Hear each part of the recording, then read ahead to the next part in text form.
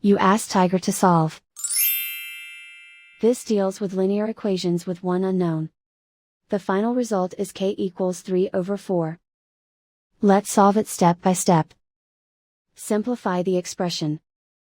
Expand the parentheses. Simplify the arithmetic. Multiply the coefficients. Group like terms. Simplify the arithmetic. Group all constants on the right side of the equation. Subtract 9 from both sides. Simplify the arithmetic.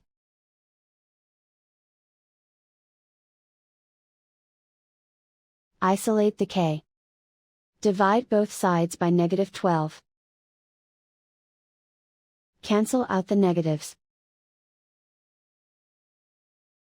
Simplify the fraction. Cancel out the negatives. Find the greatest common factor of the numerator and denominator. Factor out and cancel the greatest common factor. And so the final result is k equals 3/4.